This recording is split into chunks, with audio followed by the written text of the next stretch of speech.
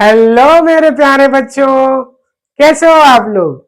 आशा करता हूं मां शारदे की कृपा से आप सभी स्वस्थ होंगे और मस्त होंगे। चलिए मेरे प्यारे बच्चों, आज की क्लास में हम फिर से चैप्टर नंबर 4 केमिस्ट्री की क्लास और आपकी क्लास 10 का चैप्टर नंबर 4 जो है उसी की बात करने वाले मेरे प्यारे बच्चों। आज की क्लास में हम आयनन ऊर्जा क्या होते हैं, इसको प्रभावित करने वाले कारक कौन कौन से होते हैं, इलेक्ट्रॉन बंधुत्व क्या होता है, इसको प्रभावित करने वाले कारक कौन कौन से होते हैं, और उसके बाद बात करेंगे विद्युत ऋणात्मकता क्या होता है और इसको कौन कौन से तत्व प्रभावित कर सकते हैं। तो आज की क्लास में ये 3 बिंदु पर चर्चा होगी मेरे प्यारे बच्चों। अगर आप इस चैनल पर नए होंगे so please like this channel, subscribe now and press the bell icon. इतनी बात समझ में आ गई होगी मेरे प्यारे बच्चों। चलिए आज की क्लास को स्टार्ट करते हैं। देखिएगा, आज की क्लास में हम आयनन ऊर्जा इट मींस आयोनाइजेशन एनर्जी के बारे में डिस्कस करने वाले हैं। इतनी बात क्लियर है कि नहीं मेरे प्यारे बच्चों।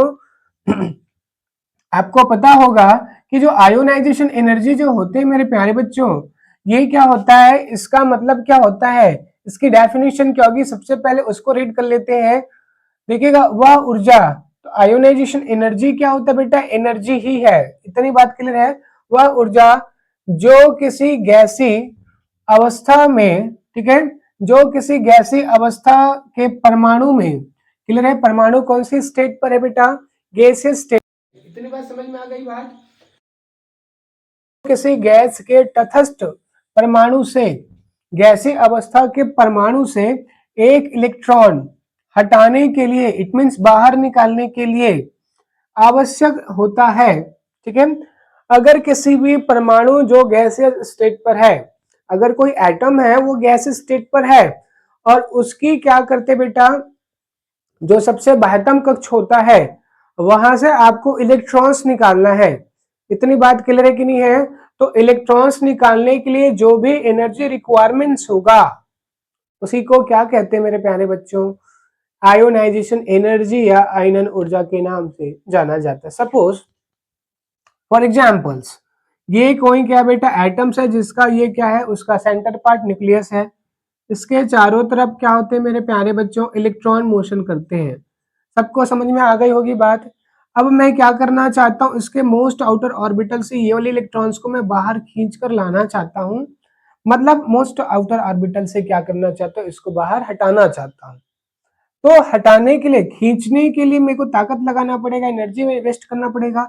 तो मैं कितनी एनर्जी से इस इलेक्ट्रॉन को निकाल सकता हूँ, इस इलेक्ट्रॉन को खर्च करने, इलेक्ट्रॉन्स को निकालने के लिए जितनी एनर्जी की क्या होगी, रिक्वायरमेंट्स होगी, उसी को क्या कहते हैं मेरे प्यारे बच्चों, आयोनाइजेशन एनर्जी कहते हैं।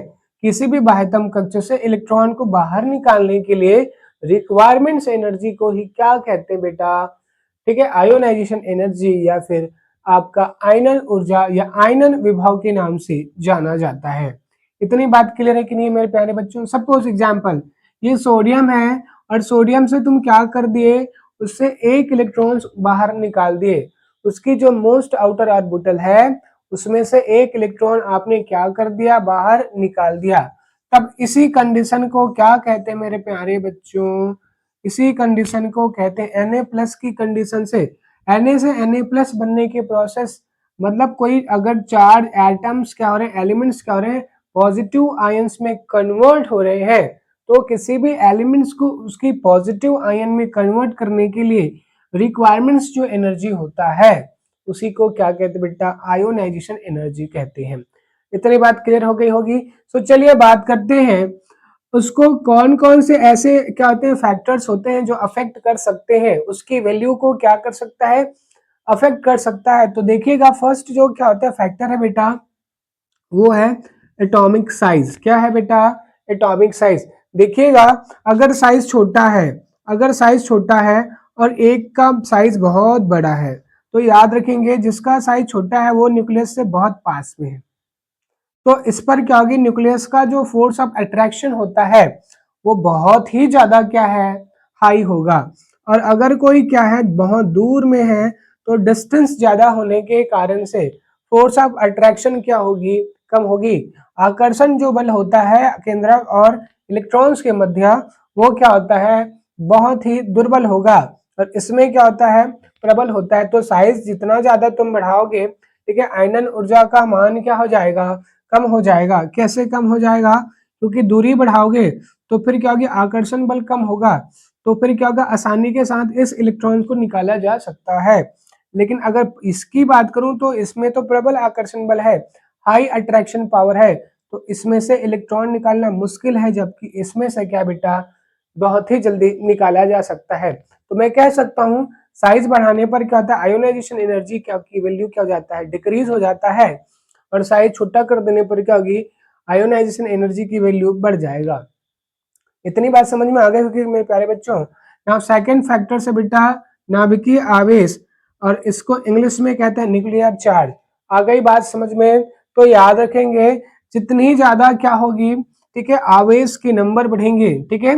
नाभिकीय आवेश का मतलब क्या होता है, याद रखेंगे जितनी ज्यादा क्या होगी, आपकी डेंसिटी बढ़ेगा, किसका, इलेक्ट्रॉन्स का। जितने नंबर ऑफ इलेक्ट्रॉन जितने ज्यादा होंगे उतने ही ज्यादा क्या होगा, ठीक है, आकर्षण बल की वैल्यू ज्यादा होगी। इतनी बात क्लियर है कि नहीं है। नंबर बढ़ने पर क्या होंगे, आकर्षण बल बढ़ता जाएगा। इतनी बात समझ में आ गई बात, ठीक है। देखिएगा अगर क्या है, कोई कंप्लीट है, ठीक है, बात क्लियर है, कोई कंप्लीट है तो इसमें क्या होगी, और कोई क्या है हाफ फील्ड है, क्या है, हाफ फील्ड है, ठीक है, बात क्लियर है कि नहीं। तो इसमें क्या होगी, अगर क्या फुली फिल्ड है तो फिर क्या होगी, इसका क्या होगी, इसकी नाभिकीय आवेश बहुत ज्यादा है, इसमें नंबर ऑफ इलेक्ट्रॉन्स बहुत ज्यादा है, तो फिर क्या होगी बच्चों, याद रखिएगा, ठीक है, अगर कोई क्या होगी कंप्लीट है और उसे तुम क्या करना चाहते हो, इलेक्ट्रॉन्स को बाहर निकालना चाहते हो, तो याद रखिएगा उसमें ज्यादा एनर्जी वेस्ट करना पड़ेगा। इतनी बात क्लियर है। और कोई क्या है अनकंप्लीट है, तो उसमें से इलेक्ट्रॉन्स निकालोगे तो इजिली क्या हो जाएगा बच्चों, निकल जाएगा। इतनी बात, इसमें बहुत, इसमें क्या होगी, कम एनर्जी से ही निकल जाएगा, लेकिन इसमें ऐसे कंडीशन पर क्या होगी, हाई एनर्जी वेस्ट करना पड़ सकता है। इतनी बात क्लियर है कि नहीं है मेरे प्यारे बच्चों, होनी चाहिए। ये भी इसी का है, क्लियर है कि नहीं है। और देखेंगे अब शील्डिंग इफेक्ट क्या होता है बच्चों। शील्डिंग इफेक्ट का मतलब क्या होता है, याद रखेंगे, अगर ये इलेक्ट्रॉन्स है और यहाँ पर भी इलेक्ट्रॉन्स है, तो क्या करेंगे बेटा, इलेक्ट्रॉन टू इलेक्ट्रॉन रिपल्सन हो रहा है, क्या एक इलेक्ट्रॉन दूसरे इलेक्ट्रॉन को रिपल्सन करवा रहा है, ठीक है। तो जिसके कारण से क्या होगा, इसके पास जो अट्रैक्शन पावर लग रहा है उतनी अट्रैक्शन पावर इसके साथ नहीं लग सकता, क्योंकि स्लीडिंग इफेक्ट है, एक लेयर दूसरे लेयर के इलेक्ट्रॉन्स को क्या करता है, रिपल्सन करवाता है। तो इसके कारण से क्या कहते हैं, सेंटर का अट्रैक्शन पावर कम पड़ जाता है, किसके लिए, मोस्ट आउटर ऑर्बिटल्स को। इसी को क्या कहते हैं, स्लीडिंग इफेक्ट्स कहते हैं। याद रखेंगे शील्डिंग इफेक्ट जितना ज्यादा होगा उतना ही कम क्या होगा आपका, पास वाली लेयर पर स्लीडिंग इफेक्ट क्या होता है, ज्यादा होता है, शील्डिंग इफेक्ट क्या होता है बेटा, ज्यादा होता है। तो इसमें से अगर इलेक्ट्रॉन निकालोगे तो हाई एनर्जी लगेगा, लेकिन बाहर वाली कक्षक से निकालोगे तो फिर लो एनर्जी में ही काम चल जाएगा। तो शील्डिंग इफेक्ट्स भी क्या कर सकते हैं मेरे प्यारे बच्चों, आपकी क्या आयोनाइजेशन एनर्जी की वैल्यू को इंक्रीज या डिक्रीज कर सकता है। तो याद रखिएगा एटॉमिक साइज, ठीक है, नाभिकीय आवेश मतलब न्यूक्लियर चार्ज, न्यूक्लियस में कितनी चार्जेस है, ठीक है, और उसके बाद शील्डिंग इफेक्ट एवं कक्षक की ऑर्बिटल्स की कंडीशन क्या है, हाफ फील्ड है या फुली फील्ड है। तो ऐसी कंडीशन पर भी क्या हो सकता है, ये जितने भी कंडीशन है वो आयोनाइजेशन एनर्जी की वैल्यू को क्या कर सकता है, अफेक्ट कर सकता है। इतनी बात समझ में आ गई होगी मेरे प्यारे बच्चों। सो चलिए आगे बात करते हैं बेटा इलेक्ट्रॉन बंधुत्व, इट मींस इलेक्ट्रॉन एफिनिटी के बारे में। तो चलिए मेरे दोस्तों अब इसके बाद बात कर लेते हैं आपका इलेक्ट्रॉन एफिनिटी के बारे में। इतनी बात क्लियर है बेटा, इसको हिंदी में क्या बोलते हैं, इलेक्ट्रॉन बंधुत्व के नाम से जाना जाता है।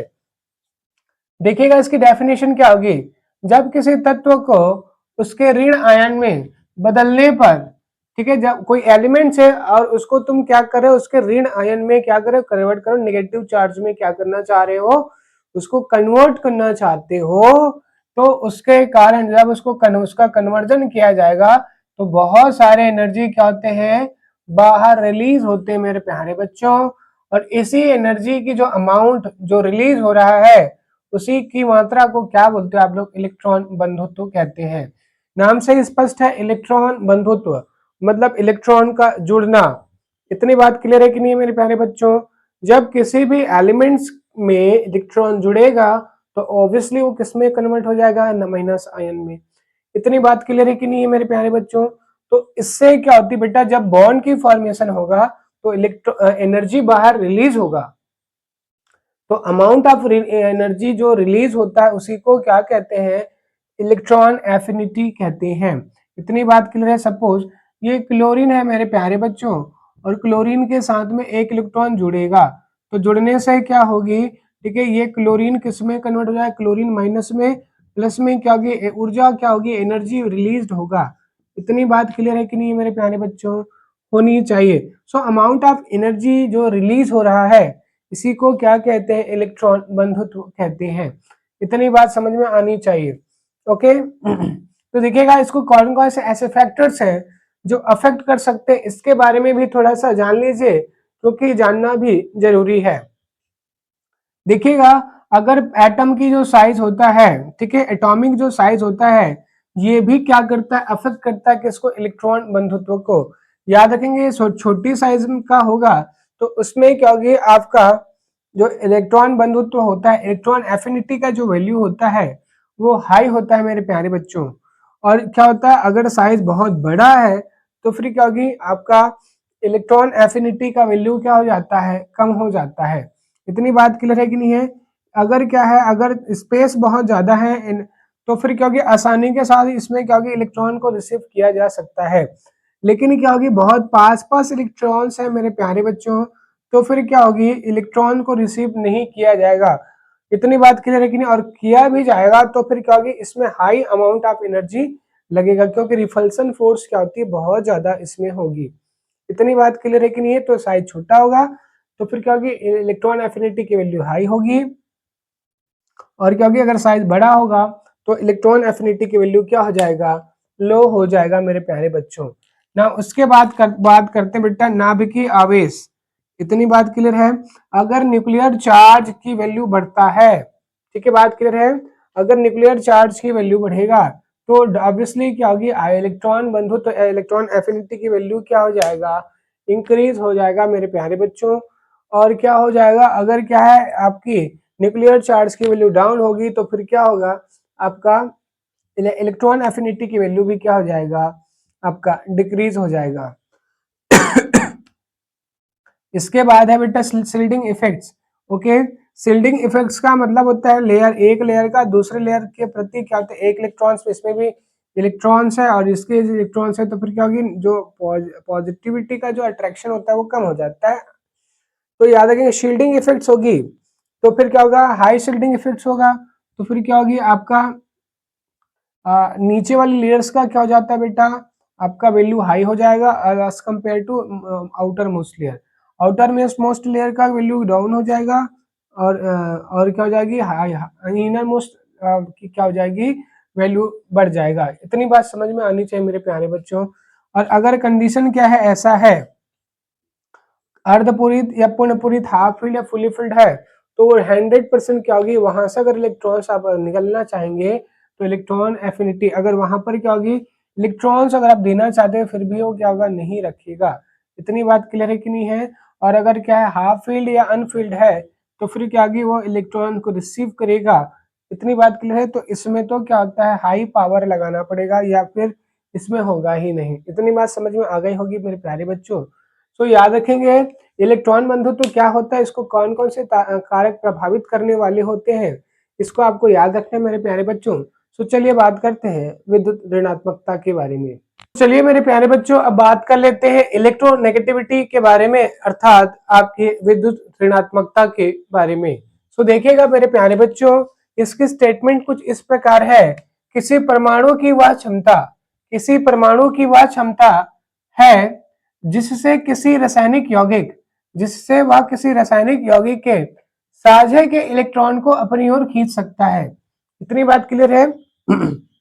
देखिएगा, अगर मैं एक शब्द में इसका आंसर बोलूं तो याद रखना, साझे के इलेक्ट्रॉन को अपनी ओर खींचने की जो कैपेसिटी होता है, इतनी बात क्लियर है, साझे के इलेक्ट्रॉन्स को अपनी ओर खींचने की जो कैपेसिटी होता है, क्षमता जो होता है, उसी को क्या कहते हैं मेरे प्यारे बच्चों, ठीक है, विद्युत ऋणात्मकता कहते हैं। सपोज ए एंड बी, दो आपके पास में क्या है एलिमेंट्स है बेटा ए एंड बी, और दोनों आपस में मिलकर क्या बना रहे हैं, एक बॉन्ड बना रहा है। तो याद रखिएगा एक बॉन्ड बनाने के लिए आपको दो इलेक्ट्रॉन्स की जरूरत पड़ेगा। इसमें से क्या होगी, हाफ इसका शेयरिंग होगा और हाफ इसका शेयरिंग होगा। तो याद रखेंगे ये जो कंडीशन ये बॉन्डेड कंडीशन को बता रहा है। लेकिन क्या करता है, इसमें से कोई एक ऐसा एलिमेंट होगा जो ये बॉन्डेड इलेक्ट्रॉन्स है इसको अपनी ओर थोड़ा सा ज्यादा खींच के रखेगा। हो सकता है बी, अगर बी क्या करा इसको अपनी ओर ज्यादा खींच के रखा तो याद रखिए इस पर पार्शियली निगेटिव साइन क्या होगी, साइन आ जाएगा, और इस पर क्या होता है पार्शियली क्या हो जाता है पॉजिटिव साइन आ जाता है। इतनी बात याद रखेंगे। तो बॉन्डेड कंडीशन पर किसी इलेक्ट्रॉन को अपनी ओर जो खींचने की कैपेसिटी होता है, तो याद रखेंगे इसी कैपेसिटी को क्या कहते हैं बेटा, इलेक्ट्रोनेगेटिविटी कहते हैं। आ गई बात समझ में। तो जो भी अपनी ओर खींच के रखेगा उस पर क्या होगी, निगेटिव चार्ज आ जाएगा, पार्शियल निगेटिव चार्ज। इतनी बात क्लियर है कि नहीं मेरे प्यारे बच्चों, होनी चाहिए। याद रखेंगे फ्लोरीन एक ऐसा क्या है एलिमेंट है जिसको क्या कहते हैं हाईली मोस्ट ये क्या कहते हैं इलेक्ट्रोनेगेटिव एलिमेंट्स बोला जाता है। इतनी बात समझ में आनी चाहिए। तो याद रखेंगे। देखेंगे नेक्स्ट बेटा फैक्टर अफेक्टिंग ऑफ इलेक्ट्रोनेगेटिविटी। देखिएगा परमाणु का आकार जितना छोटा होगा, परमाणु की साइज जितना स्मॉल होगा, उतना ही ज्यादा क्या होगी, इलेक्ट्रोनेगेटिविटी का वैल्यू क्या हो जाएगा, बढ़ता जाएगा। इतनी बात समझ में आनी चाहिए। साइज छोटा तो फिर इलेक्ट्रोनेगेटिविटी की वैल्यू हाई, और साइज अगर बड़ा हो गया है, साइज अगर बड़ा है तो इलेक्ट्रोनेगेटिविटी का वैल्यू क्या हो जाएगा, कम हो जाएगा। इतनी बात समझ में आनी चाहिए। ना नेक्स्ट है बेटा नाभिकीय आवेश। ठीक है, जितनी ज्यादा पॉजिटिव चार्ज बढ़ेगा, जितनी ज्यादा क्या होगी सेंटर पर पॉजिटिव चार्ज बढ़ेगा, याद रखेंगे।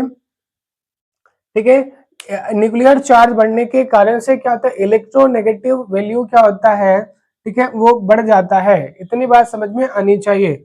और याद रखेंगे अगर आपकी क्या होती है कंडीशन क्या है, हाफ फिल्ड या फुली फिल्ड है, तो ऐसे कंडीशन पर क्या होगी इलेक्ट्रॉन को रिसीव ही नहीं किया जाएगा। इतनी बात क्लियर है कि नहीं मेरे प्यारे बच्चों। तो ऐसी कंडीशन पर क्या होता है इलेक्ट्रोनेगेटिविटी क्या हो जाएगा, कम होता जाएगा। इतनी बात समझ में आनी चाहिए मेरे प्यारे बच्चों। तो चलिए मेरे प्यारे बच्चों, आज की क्लास में हमने आपको इलेक्ट्रोनेगेटिविटी क्या होता है, इलेक्ट्रॉन एफिनिटी क्या होता है, और आयोनाइजेशन एनर्जी क्या होता है, इसको कौन कौन सी फैक्टर हैं जो अफेक्ट कर सकते हैं, इसके बारे में स्टडी किया। आगे की क्लास में और भी महत्वपूर्ण बिंदु पर बात करेंगे मेरे प्यारे बच्चों, लेकिन आज की क्लास के लिए बस इतना ही। तो अगर आप इस चैनल पर अगर क्योंकि नए होंगे तो प्लीज लाइक कर दीजिए, सब्सक्राइब कर दीजिए। Thank you.